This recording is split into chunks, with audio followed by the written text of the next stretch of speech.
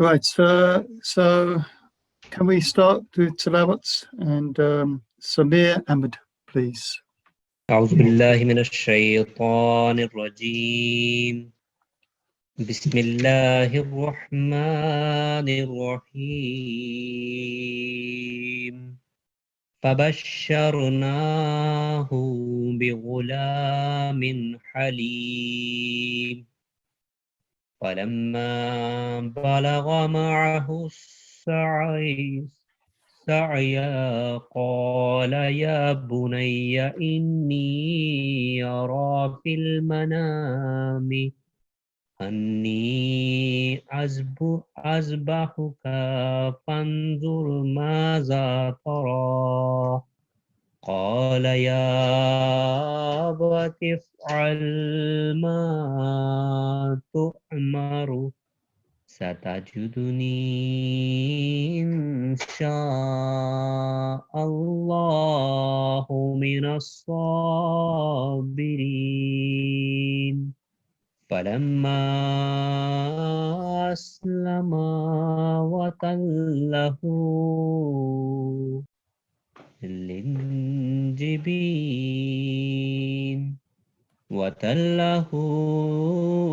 للجبين وناديناه أن يا إبراهيم قد صدقت الرؤيا إنا كذلك نجزي المحسنين. Okay, Jazakallah. And can Fawaz Majid please do the English translation? Assalamu alaikum. Wa alaikum salam. I seek refuge with Allah from Satan the rejected, in the name of Allah the gracious and the merciful. The translation of chapter 37, verse 102 to 106. So we gave him the glad tidings of a forbearing son. And when he was old enough to work with him, he said, O my dear son, I have seen in a dream that I am slaughtering thee. So consider what thou thinkest of it. He replied, O my father, do as thou art commanded. Thou wilt find me, if Allah please, of those who are patient. And when they both submitted to the will of God, he had thrown him down on his forehead. We called to him, O Abraham, thou hast indeed fulfilled the dream. Thus indeed do we reward those who do good. Jazakallah. Okay, Jazakallah. Okay, so that has nicely come into today's topic, which is what was the sacrifice relating to Hazrat Ibrahim and his family. So I will explain this a bit and then we'll open it up and get people's views, any comments or anything they want to say. So the first thing is, what are we relating to? So what was the sacrifice that Hazrat Ibrahim made? But not only that, to look at what was just being read there, but what is the sacrifice that Hazrat Hagar made? And the third part is what is the sacrifice that Hazrat Ishmael made? So three main sacrifices are made from this family. And this is why we're not looking at just Hazrat Ibrahim, but also about his family. So first of all, let's look at the sacrifice of Hazrat Ibrahim alayhi salam.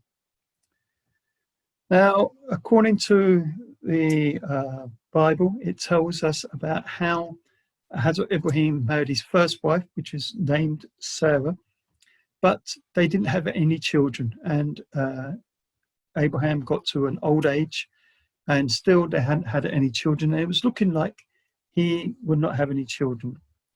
But then he had a child with Hazrat Hagar. Now, of course, we believe that he married Hazrat Hagar and she was his wife, and so he had a child with her who was named Ishmael. But unfortunately, this created some jealousy between Hazrat Sarah and Hagar.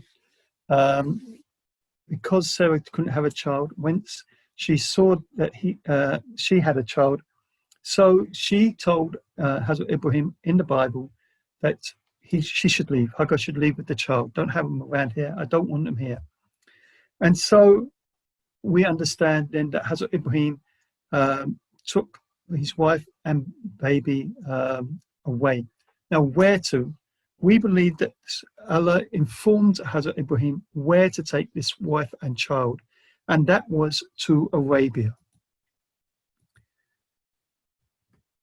Now, this again is very important to understand that at this stage, Hazrat Abraham only and he, like I say, was very old, and his wife Sarah was barren, so she was not going to have a child.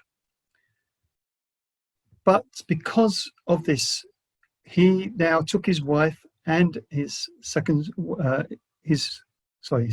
Hagar and his son Ishmael, and left them in a vast desert without any food or water. No one was around. It was just a desert land.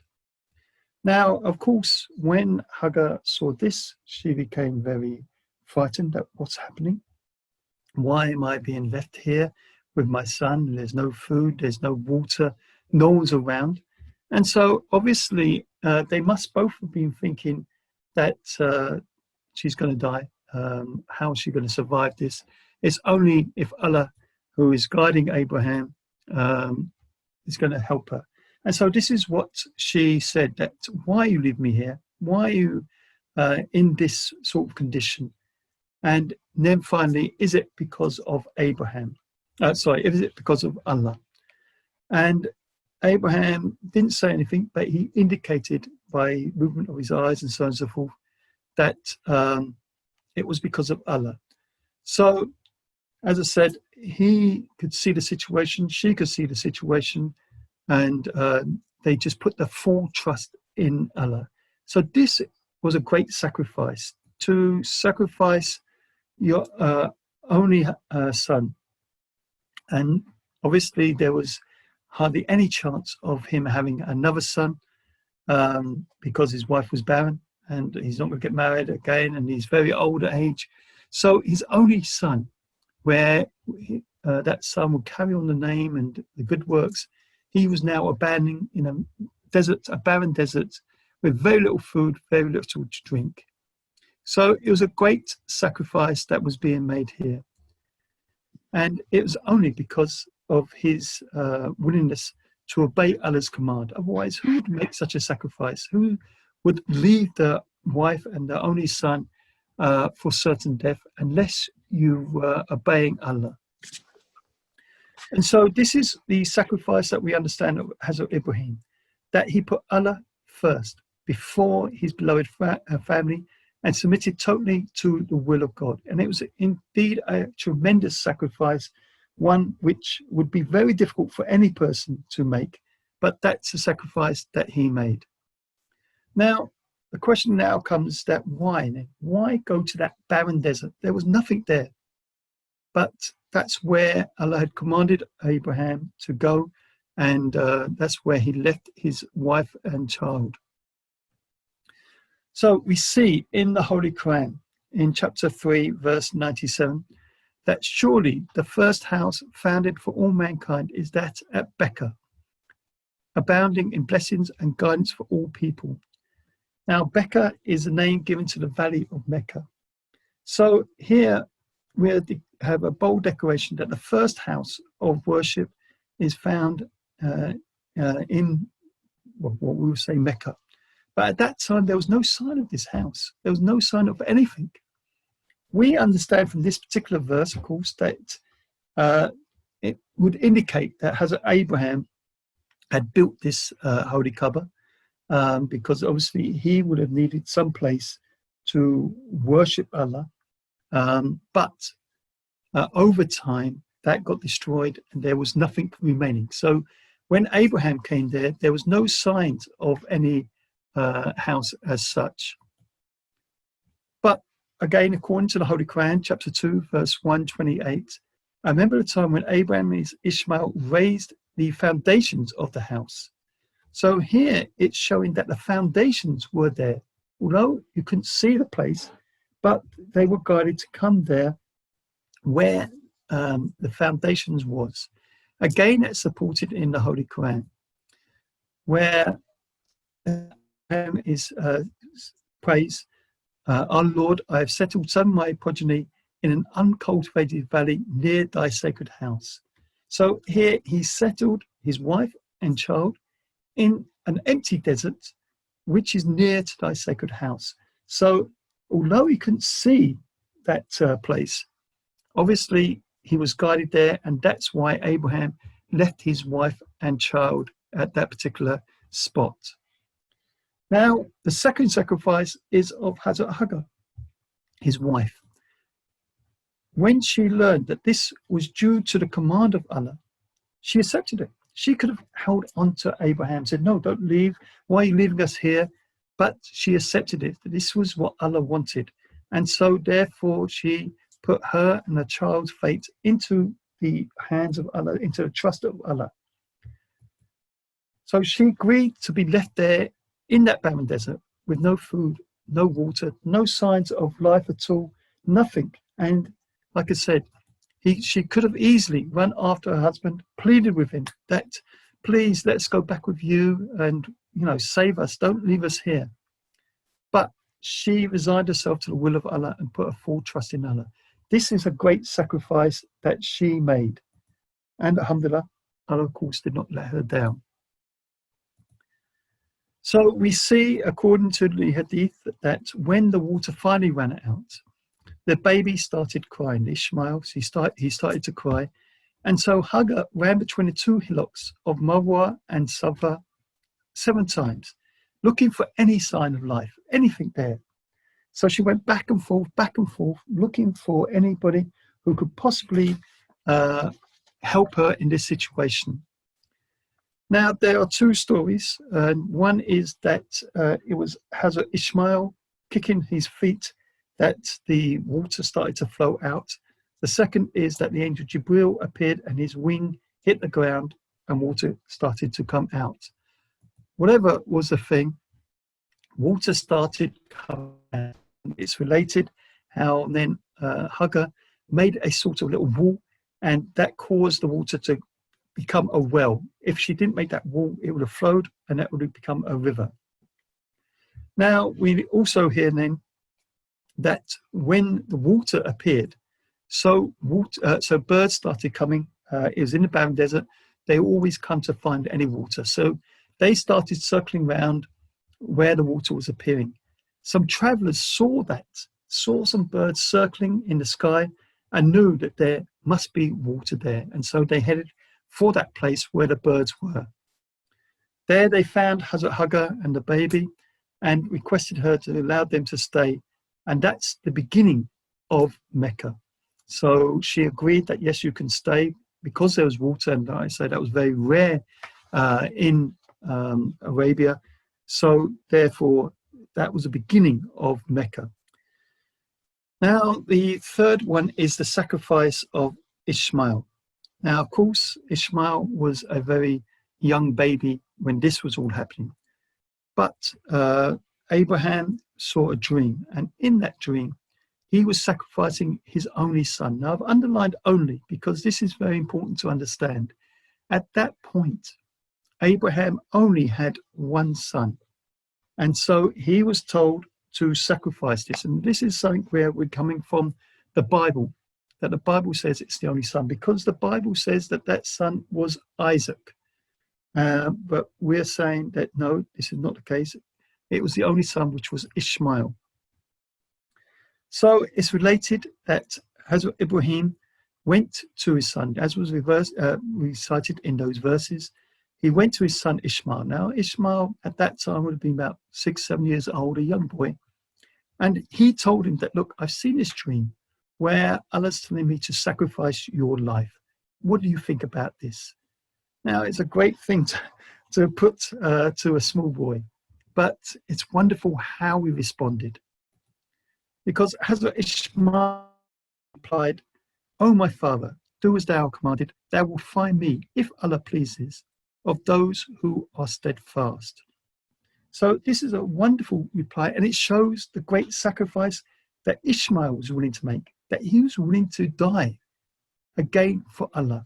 If this is what Allah's saying, if this is what Allah wanted, then he was willing to make full submission to the will of Allah and put his full trust in Allah. And so Abraham then went to kill his son, sacrifice his son. But before he could do that, then Allah stopped him and told him that, well, actually, you've already fulfilled this. And it was when you left your wife and your child for certain death. That's what is actually was meant by the dream of sacrificing your son, that you were willing to sacrifice your wife and child for death. So you fulfilled it. And so again, he sacrificed an animal instead. Now, as I said, according to the Bible, they claim that it's Isaac, whereas according to what we believe, it was Ishmael. The verses that you were read out in the beginning doesn't mention the name, it just mentions the child, that he was ready to his father, that he's ready to find him, that he's ready to be submissive and obey Allah. So, was it Ishmael or was it Isaac? Now, this is where, again, we come into Tabligh, that, like I say, the Jews claim that the child to be sacrificed was, in fact, Isaac, whereas we would say that the child to be sacrificed was Ishmael. So, which child was going to be sacrificed? How can we prove it? So, let's turn to the facts. The first fact is that Abraham had 2 children from his first 2 wives, Sarah and Hagar. So he had the 2 children, and these were Hazrat Ishmael came from Hazrat Hagar, who was the eldest child, and then Hazrat Isaac came from Sarah. Now, after that, he had more children, but he had more wives as well. But we're just talking about this because the Bible is relating that it's Isaac, and whereas we believe that it is Ishmael. Now, if we turn to then the Bible, Hazrat Ibrahim was commanded to slaughter his only son. And this, as I said, is very important to understand, the only son, because Hazrat Ishmael was born 13 years before Hazrat Isaac. What that means is that for 13 years, Hazrat Ishmael was the only son. We also read in the Bible that both children buried Hazrat Ibrahim. So it means then that Hazrat Isaac was never at any point the only son. Right until Hazrat Ibrahim passed away, he was never the only son. Now, the Jews would say it's because Hazrat Ishmael was born from a slave girl, therefore she has no right. So they don't recognize Hagar, they don't recognize Ishmael as legitimate. Whereas we say that no, actually the fact is that she was a gift from an Egyptian king who he actually married. Now again, what the Holy Bible says is that, and also the son of the bondsman shall I make a nation because he is thy seed. So a very clear declaration is made in the Bible that because Ishmael was the son of Hagar, who they claim to be a bondswoman, still I'm going to bless Ishmael and make a great nation from his seed. Again, the Holy Bible states that if a man has 2 wives, one is beloved and one is hatred, but they both have given him children, both the beloved and the hatred. If the firstborn will be the person who is hated, then it shall be when he make his son to inherit that which he has, that he may not make the son of the beloved firstborn before the son of the hatred, which is indeed the firstborn. So here the Bible itself has cleared this matter up and said it doesn't matter whether you like the lady or not. If that's the firstborn, it's the firstborn. You can't take the right away from the firstborn. So the question is that Hazrat Abraham considered Ishmael as his son, and he included him in the covenant with Allah about getting circumcised. Again, from the Bible, that Ishmael, his son, was 13 years old when he was circumcised in the flesh of the foreskin. circumcision was the sign of a covenant, and that all the male children need to have this covenant with God. And Abraham made sure that Ishmael was circumcised. So Abraham recognized him as his proper son and his firstborn. And it's because of this circumcision of Ishmael, that it's come right down to all the Arabs, and they have been getting circumcised. That's why we also get circumcised. It's all part of that covenant. Now, again, coming to the facts. The fact is that before Islam, the Arabs celebrated this great sacrifice of Ishmael, or Abraham and Ishmael, and that's all part and parcel of the pilgrimage. So every year, we know in Hajj, this is all part of it. We end by the Qurbani, the sacrificing of the animal, and obviously other things are all marking this sacrifice of Abraham, Ishmael, and his mother, Hagar. Whereas when we turn to the Jews, they don't celebrate it at all. So this is what we need to understand, that if the Jews really believed that it was Isaac, why aren't they celebrating this? They should be celebrating it just as we get celebrating it. Now, we also need to understand that the Holy Bible was written by the Jews. And we also understand that the Jews hated the Ishmaelites. So as they are writing this, they are making this history. So they have altered it to be Isaac is the child that got sacrificed and not Ishmael. But the fact is that, as I've shown, it was Ishmael who was the person. Okay, so there's a number of chats. Let's see what this is. Yeah, Haris, have you got some questions you can pass on to Rabbi, please, quickly? Ji, Assalamu alaikum, Rabbi Sahib. There's a couple of questions in the chat, if I may. Yes, One of the first question to come through was, the Holy Quran says that Lot alayhi salam was sent to Abraham alayhi salam.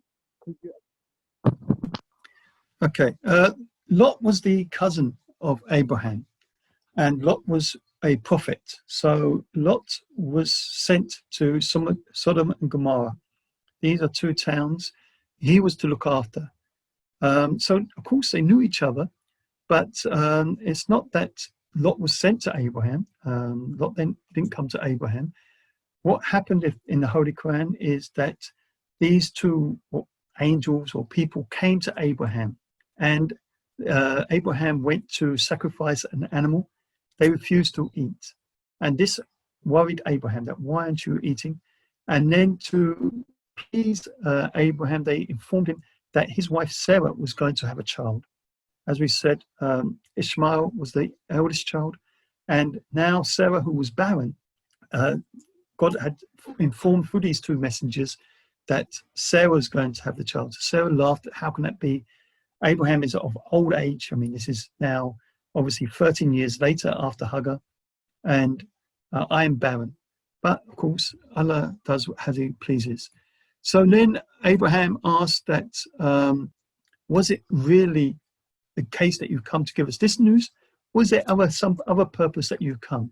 And then they said, no, actually the real purpose is that we're going to go to Lot, and we're going to punish the people there, the people of Lot.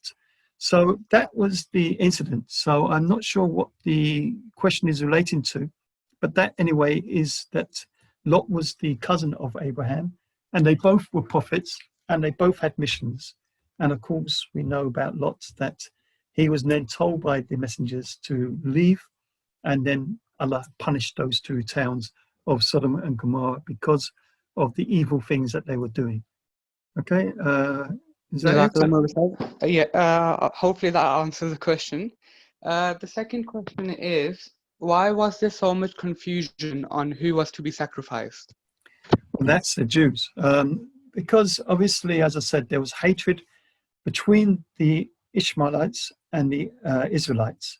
Now, we understand that obviously Abraham, from Abraham's wife Sarah came Isaac, and from Isaac came Jacob, and Jacob was called Israel, and that was the beginning of the Israelites.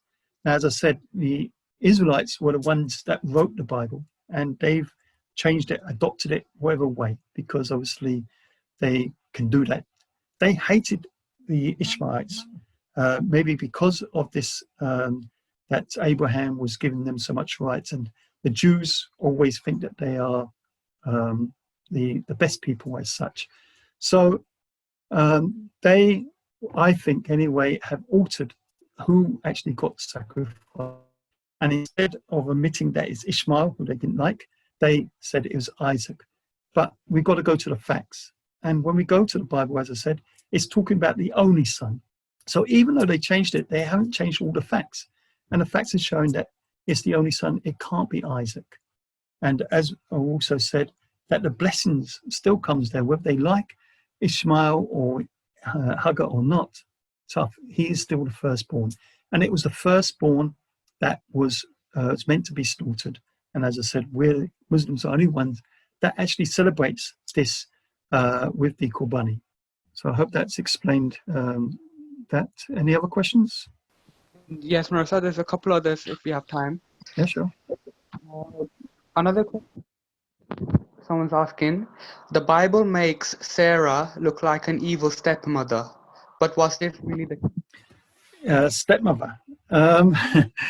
Obviously, Sarah was the first wife, and naturally she was barren. She couldn't have children. So there was a lot of resentment.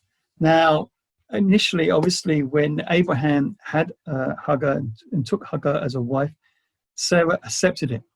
But when she had the child, that's where the resentment started coming in.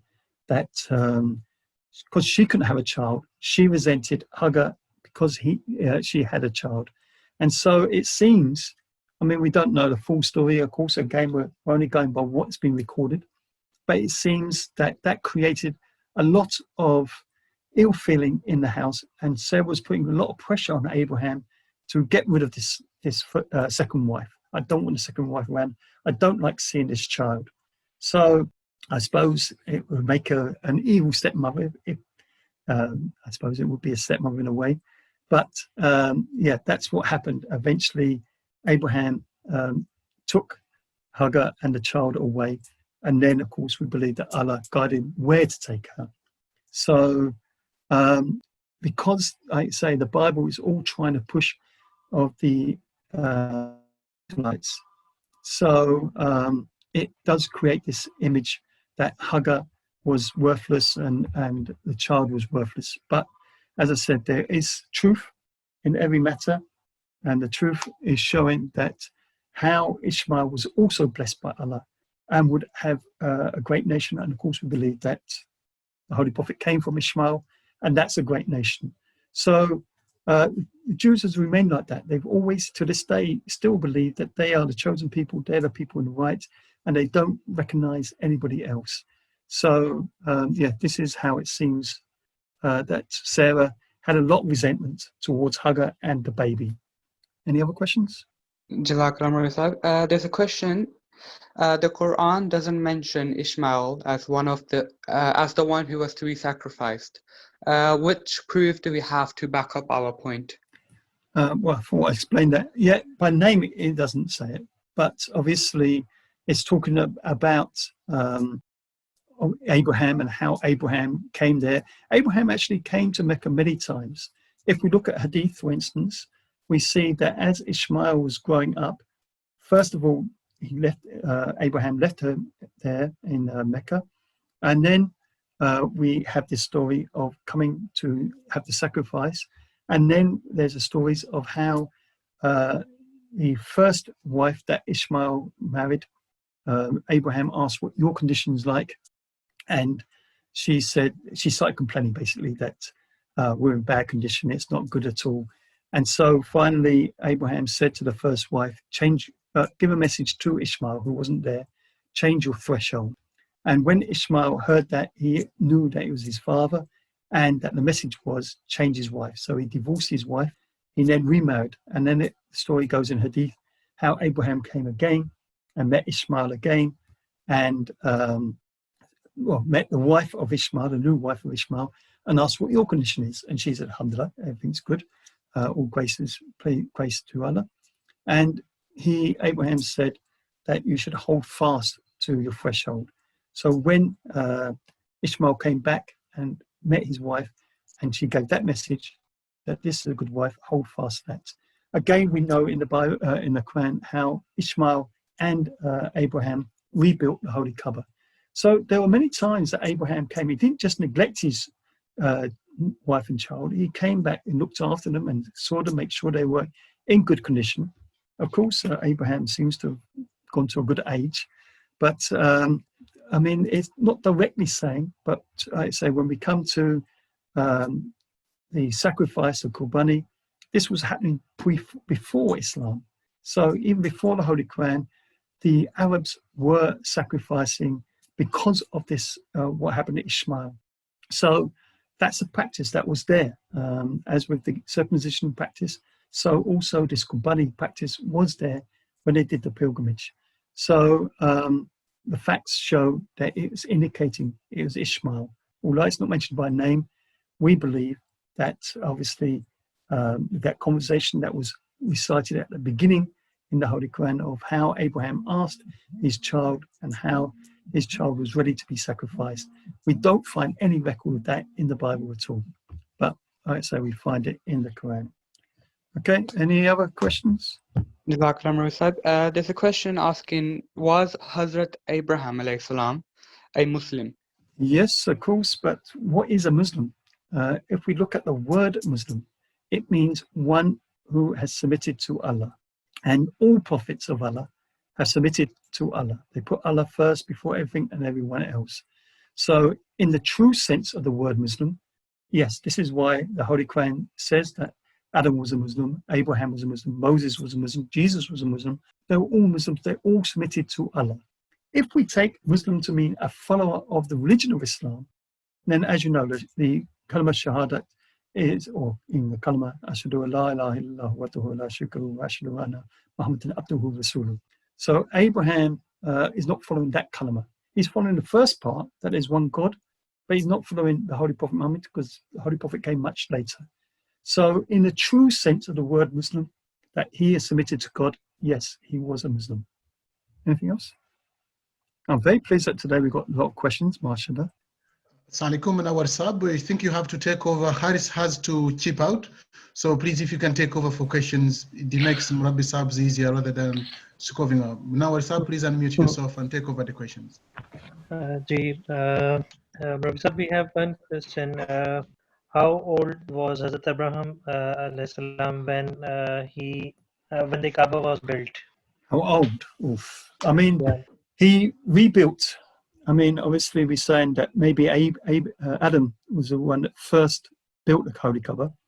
It got destroyed over time. So he rebuilt it with his son on the foundation. So they found the foundation of the Holy Kaaba and they rebuilt the Holy Kaaba on top of that. Now, obviously Ishmael was a young man. He would have been very old. So I think he was 87 when he had the Ishmael. Ishmael would have been maybe about 20. So maybe 107, maybe a bit older. We don't know. It's not recorded what age, but certainly we know that Ishmael would have been an adult by that time who rebuilt. He did main work. Obviously, Abraham would have been very old. So Ishmael would have been the one moving the rocks and he would be telling them where it is. So we can presume he's about at least 20 years old, maybe 25. So I've got to add that on to 87. And like I say, he was about, I think he was about 99 or 100 when he had Isaac. So he had been over 100 years old, maybe 107, 110, maybe even more. Rabbi Sahib, we have another question here as well. Right, okay. Was Hajar alayhi salam an Egyptian princess? Right, now again, the Bible, it repeats itself quite often. And with Abraham, it talks about 2 journeys to Egypt, which we're not sure if it was one journey, repeat actual journeys, because they seem to be quite similar. It talks about how Abraham and his wife Sarah went to the king, and for some reason apparently, according to the Bible, Abraham said that this is my sister, not my wife. It doesn't make any logic to me. I can't understand this at all. Why would you say that? If he didn't want the king to have a relationship with his wife, then you just say you're my wife. Why say your sister where you're actually inviting a relationship? It doesn't make any sense. And that's why I think, again, there's mistakes in that narration. But anyway, when the king found out that it's his wife, apparently at that time, he gave Hagar to Abraham. We believe that she was a princess, the daughter of the king. But again, it's a bit sketchy. There's not real facts. So it's only coming from hadith and things like this that we understand that. The Jews, they believed that she was a bondswoman, but we feel that she was of royalty. So I don't know what's best. I mean, we're only going by whatever facts there are, and we can't really rely too much on the Bible. So we have to go more to the Quran. It's not mentioned in the Quran, it's coming from Hadith, and Hadith may be also swayed a bit by the Bible. So we're not really totally sure, but yes, we believe that she was not a bondswoman. But anyway, whatever, she was a bondswoman or a princess, we believe that Abraham married her and had Ishmael from her. Any other questions? Alaikum Rabbi Sab. It's top here. Can I chip in just a quick one? Yeah, please. Just to add on the question, which perhaps two questions just followed, whether Ibrahim, as you have beautifully mentioned, again for reference as well, when we look in Quran chapter 3 verse 68, Allah mentions أعوذ بالله من الشيطان الرجيم بسم الله الرحمن الرحيم ما كان إبراهيم يهوديا ولا نصرانيا ولكن كان حنيفا مسلما وما كان من المشركين. The translation is that Abraham was neither a Jew nor a Christian, but he was ever inclined to God and obedient to him, and he was not of those who associate gods with Allah. So this verse clearly indicates that Ibrahim alayhi salatu wasalam, he was not a Jew, he was not a Christian, but rather he was a Muslim. And as Murabbi Sahib respectively and beautifully mentioned, who is a Muslim, then again, that gives us a very clear answer for us as Ahmadis to very clearly to understand that Ibrahim alayhi salatu wasalam, he was a person who worshipped one God. Okay, now that verse also talks about the religion of Abraham, that he was Hanif. And this Hanif means one who's ever inclined to Allah. So Ibrahim had two titles in the Holy Quran. One was Hanif and one was Khalil. Khalil means special friend, and Hanif means one inclined to Allah. So that was the basic religion, that he, and it's what all prophets teach, of course, that he inclined to Allah, which is exactly what Islam is. It's the same. Obviously, the religion of Islam has developed much later on, but it's the same message that all prophets brought. Believe in one God. Do not associate anything with that one God, and follow what that God says. So always be submissive to that God. Be a Muslim, be a Hanif, be ever inclined to that one God. So the first religion that we can understand by name, if you want, is actually Hanif, but it's the same as Islam. Of course, the religion Islam, the name Islam was given much later by Allah. But the main thing is that you are submissive. You're always inclined to the one God. That is the true religion, which every prophet has always brought. So I'm very pleased that you recited that verse. Okay, any other questions? Anybody want something to say? Or we have three more questions. If you ask, if you allow, then I can read those questions for you. Yeah, sure, please. So the first question, Hazrat Ismail alayhi salam was the firstborn son of Hazrat Abraham alayhi salam. Hazrat Ismail was the son of Hazrat Hajra. Was Hazrat Ishaq the son of Sarah then, and why were the glad tidings of son given about Sarah? Right. I think I've already explained about the two wives. So maybe you wasn't there at the beginning. But yes, of course, as you have said, Hagar was, Ishmael came from Hagar, and Isaac came from Sarah. Now, both children, according to the Bible, were greatly blessed. But because Allah wanted the line of Isaac to become the chosen people, so as I said, from Isaac came his son, which is Jacob, who was also a prophet. And Jacob then obviously had 12 children, but Jacob was given the name Israel. And so the Israelites came there. So the greater blessing was given to Isaac at that time, that you're going to be the chosen people. And from your line, so many blessings are going to come, which happened.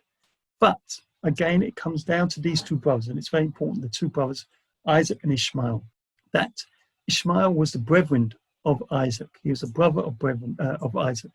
So according to what we understand from that famous hadith, which I mentioned before about Deuteronomy 18:18 from Hazrat Moses, that there will be a lawgiving prophet like unto you from among your brethren. So there will be a lawgiving prophet that's going to come from brethren. Who is the brethren? Coming back to these two brothers, Isaac and Ishmael. So although the blessings were given to Isaac, the greater blessings was given to Ishmael. And as I said, that Allah had blessed him, that you are going to have also blessings, and from those blessings will come a great nation. And that's what we see, that from Ishmael came the Holy Prophet Muhammad. So when the Jews lost the chosen people, that name got taken over to the brethren of the Jews, which was the Ishmaelites. And so from there came the Holy Prophet Muhammad. So of course that now was the message for all time.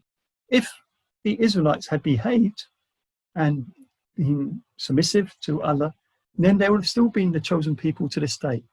But unfortunately, they misbehaved, so they lost that blessing, and it got taken then to the brethren, as Allah knew, of course, but still gives them this chance. And so that's why Ishmael, initially he didn't get the blessings, but later on, those blessings came from his line, which is the Holy Prophet Muhammad. So I hope you understand that. Anything else? Assalamualaikum Muhtaram Rabbi Sahab. Jihan. Apologies, people, namaz is now going to start. With your humble permission, please, I would request that the remaining questions, members can send them to myself, to other team members, and those questions can be answered in the next sessions. But with your permission, that I think we should always now break off for namaz, as it is our most important thing. And then, yes, inshallah, our next session will be for the next week, inshallah. Please. Yeah, I also have the prayers, so I'm glad. I didn't notice the time, but yes. Okay, so please join me in silent prayer. Bismillah.